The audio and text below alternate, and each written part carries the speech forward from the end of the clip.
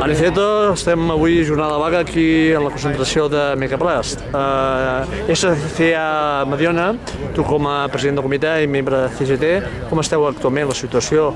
A ver, actualmente la situación, tuvimos ayer una reunión en Barcelona con la empresa y la parte mediadora y en principio, bueno, ayer no es que hubiese mucho movimiento de situación, pero a ver, ellos recortaron algo, nosotros un poquito, se empiezan a acercar las posiciones, pero aún hay bastante diferencia porque, a ver, fundamentalmente lo que pasa con las recolocaciones es que hay una pérdida bastante notable del poder adquisitivo del personal que pretenden recolocar. Entonces lo que intentamos es que esta pérdida de poder adquisitivo no se note o no sea tanto y procurar que los trabajadores que puedan ser recolocados tengan un sueldo digno y tengan algo apropiado a lo que es este movimiento que pretenden de tanta gente, que en realidad es a ver, no tienen la necesidad porque no es por motivos económicos, que lo ha reconocido la empresa, que ellos tienen beneficio.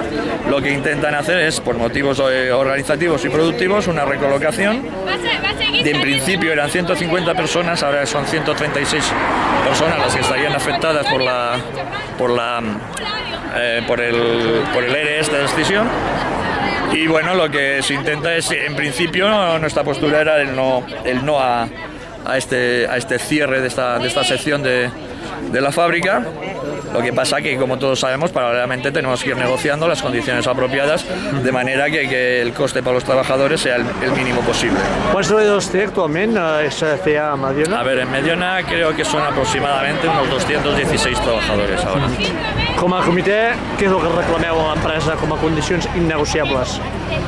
A ver, nosotros ahora lo que estamos es que, que haya un plus de traslado para las personas que sean recolocadas en Ayo, que se les pague el alquiler durante 5 años.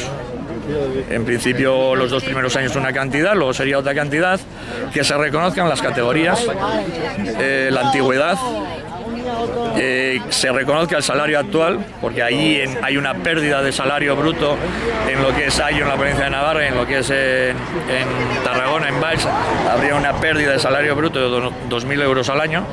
Sí que también es cierto que las retenciones en Navarra son algo menores que aquí. Y bueno, lo que pretendemos es eso, que sean las mejores condiciones posibles para el trabajador.